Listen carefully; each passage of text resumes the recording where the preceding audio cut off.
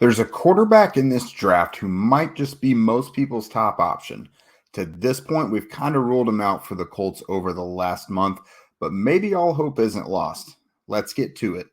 You are Locked On Colts, your daily Indianapolis Colts podcast. Part of the Locked On Podcast Network, your team every day.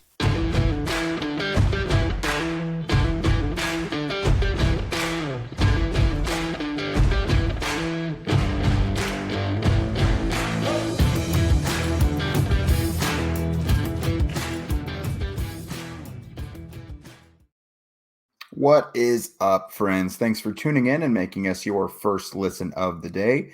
This is your daily podcast covering your Indianapolis Colts, part of the Locked On Podcast Network, your team every day.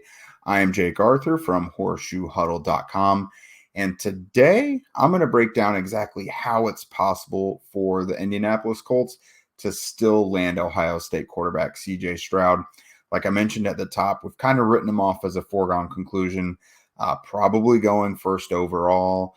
And, even if he's not, he's not going to get to the Colts at number 4. Probably not even if they trade up to number 3.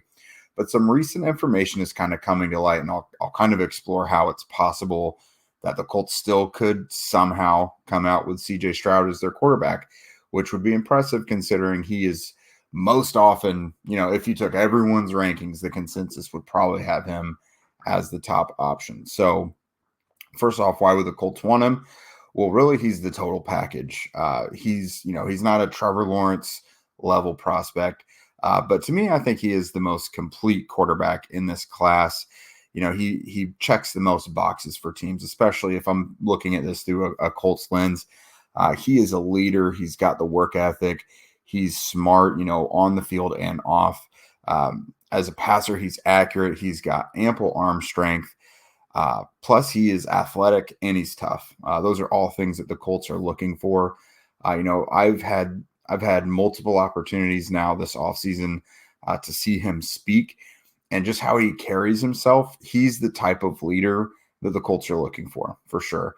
He's the type of guy that he'll put a team on his back, and they'll adopt his mentality. He is that type of player, and that's really what the Colts are looking for.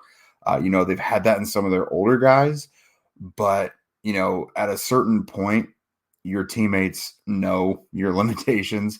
And so if you've got a young guy with his whole career ahead of him who is acting as a leader and guys are gravitating towards him, that's a really nice chip to have in your pocket. So, again, I think Stroud is still probably the most likely number 1 pick.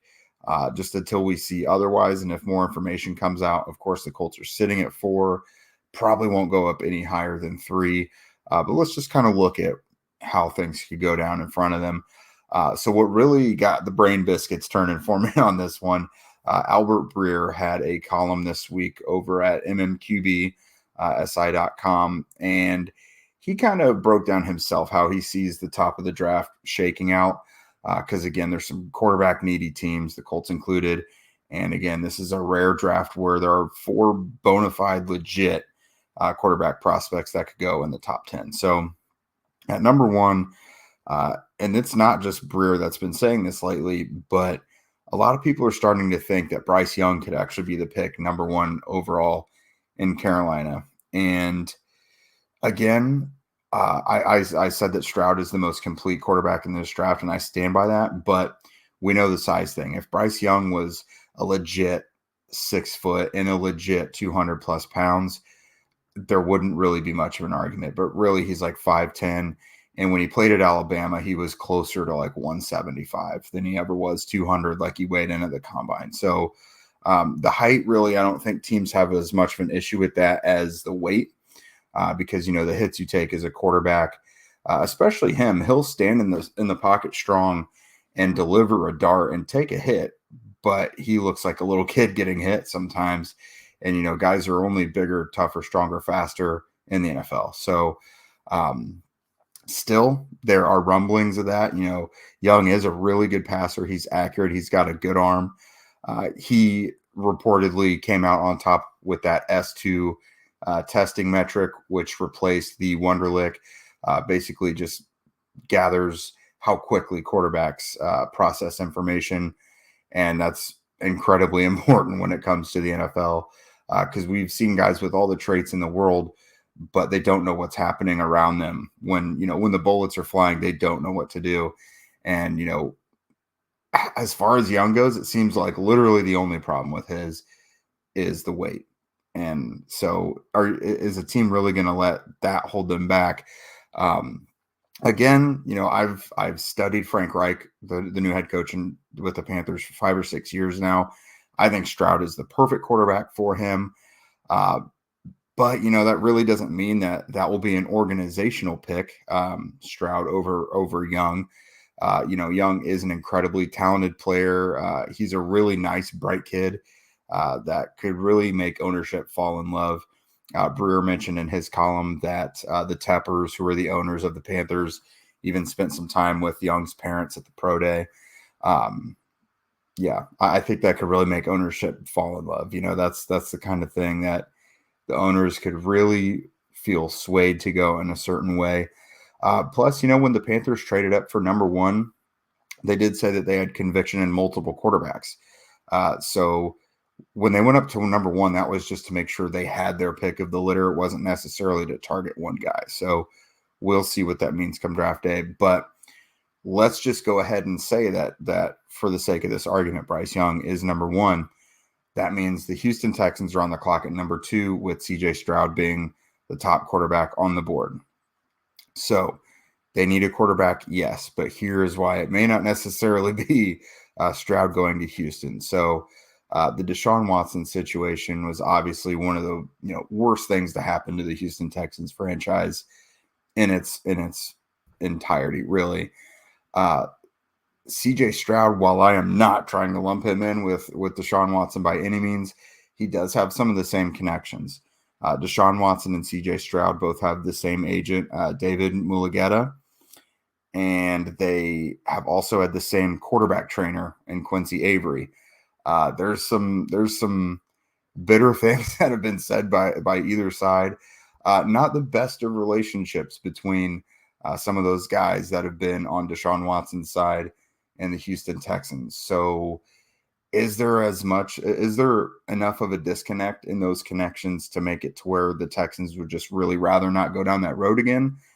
Perhaps. There's also been people, again, like Breer, who have said that it doesn't necessarily have to be a quarterback for the Texans at 2 if they stay there. We've heard throughout this whole process, Zach and I have, and I've talked to other people who have heard this too, that Houston really likes Bryce Young. So again, remember, we all think there's potentially 4 quarterbacks that could go in this top 10, but that doesn't mean that all these teams are sold on all 4 guys. The Texans could only hold Bryce Young in that capacity.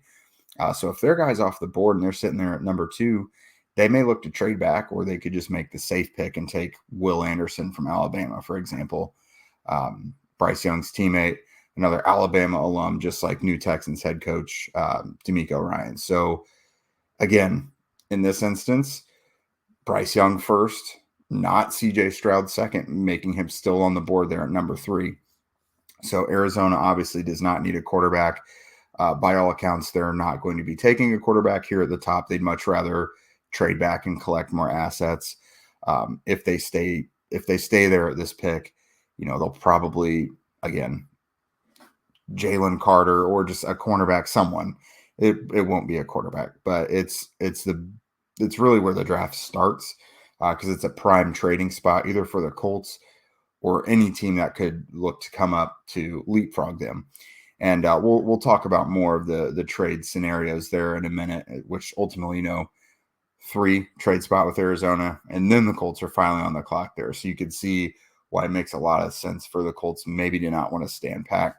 But before we're going to talk about more what it might take for the Colts to make something happen there with number 3, number 4, what have you.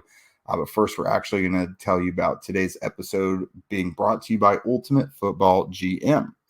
You guys have heard us talk a ton about this mobile game for the last several months. We played it, nonstop near the end of the season. I had to take a break from it on my phone because I was playing it so much, to be honest with you. But for those of you who think you might be You might want to have dreams of being a good NFL GM. This game is perfect for you. Kind of lets you work out all those dreams there on a mobile app. When you play Ultimate Football GM, you get to control and manage every strategic aspect of your team as you play through each season. You literally go like 20 seasons plus deep into this, however far you want to go. And then you can lead your team to glory, trying to build a historic dynasty. The draft is almost here in reality. Again, we're just a couple weeks away. And with Ultimate Football GM, you are responsible for controlling the whole thing for your team and molding that roster from top to bottom. Locked On Colts listeners get a 100% free boost to their franchise when using the promo code Locked On in all caps in the game store. That's Locked On in all caps. So make sure to check it out today. To download the game, just visit ultimate-gm.com or look it up in your app store. That's ultimate-gm.com. Ultimate Football GM. Start your dynasty today. Okay, so saying all that to get to this point. So in this scenario, let's just say it's the third pick there. It's the Cardinals. CJ Stroud is on the board, and the Colts are there just a pick behind. There are other teams behind the Colts that need quarterbacks too, and have been very rumored to be in the mix here. You're looking at Las Vegas, who actually is hosting CJ Stroud this week. The Titans, Detroit, Seattle, all those teams can move up. Tampa Bay as well. Minnesota, if they wanted to give up the world to go up that much. So there are teams looking for long-term quarterback solutions. And, Arizona, they have every reason in the world not to stay there at 3 and move back. So for the Colts, if Stroud is there, I think you really got to try and make that happen. We know they're not going to go up to number 1. They've already said that was just too rich for them. They're not going to go up to number 2 because, it's the same thing there, especially trading with the Texans, who is a division rival. They're going to want the world for that. So the most realistic is the Colts moving up to number 3 from number 4. They would obviously give up that first round pick. And if they could hold on to that second round pick, number 35, and then give up a third and a fifth or something, or some sort of 2024 pick, but basically move up to 3 and still hold on to that second round pick, I think you do that all day long, because we know Chris Ballard, he's going to get to that 35th pick and he's probably going to trade down and recoup more of those assets that he gave up to move up earlier. So I think it's the perfect scenario. And then that means you land CJ Stroud, who is probably the top quarterback in the draft. And I could see that being the Colts QB1 in this draft. Again, he checks pretty much every box for them. And then you still have pick 35, which you can use to add a corner like Kelly Ringo or Julius Brents, any of these super talented guys. You could take an offensive lineman. If Osiris Torrance is there, that's your new right guard. It's a pretty unique edge class. Like there's several options for them there. Receivers is a decent group as well. I mean, obviously the biggest flaw in all this logic, getting here to where CJ Stroud could be available to the Colts. Honestly, there's 2 big obstacles. Number 1, obviously him being the first overall pick by the Panthers. That makes it a whole moot point anyways. But really after that, which it's 50-50 at this point, after that, the biggest thing is the Colts allowing a team to leapfrog them. That's it. The Colts kind of control their own destiny in that, going up to number 3 or not. And we've heard a lot about this over the last month or so, really, since I guess the combine. If the Colts aren't in love with any of these quarterbacks, and obviously they weren't in love enough to go up to number 1, and they just stay there and chill at number 4, then it's probably not going to happen, because they probably would get jumped. But, they could just sit there and take, if Anthony Richardson is available, they do that, which I think if Stroud would be available at 3, Richardson should be available at 4. That doesn't really make much sense otherwise. And then Will Levis is the other candidate as well. But again, gut feeling, let's just say the Colts chill there at 4, because, we know they're comfortable just doing that and not panicking, doing whatever. If they don't have their pick of the litter, it makes all the sense in the world for a guy like Chris Ballard and Shane Steichen even to bet on a guy with traits. and that would be Anthony Richardson. Still right now we're here just like 2.5 weeks away. When I picture the Colts first round pick, it still is Anthony Richardson at this point. CJ Stroud would be awesome. I think that would be their best case scenario. If what we laid out today happens and he tumbles there to number 3 or 4 and they can go up and get him, that's the best. But I still I think it's Anthony Richardson. That's just what I keep picturing in my head. Maybe it's just because we've all talked so much about it lately, but I don't think I'm alone there in thinking that's probably going to be the pick in the end of things. But yeah, you guys, I definitely want to hear your thoughts on this.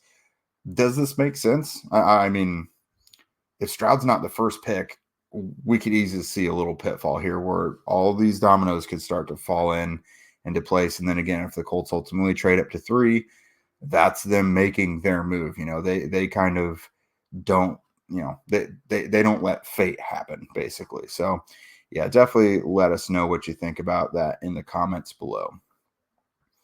And with that, that is it for us tonight, everybody. We'll be back with you tomorrow. We're going to keep cracking into all this draft stuff, exploring which options might be best for the Colts.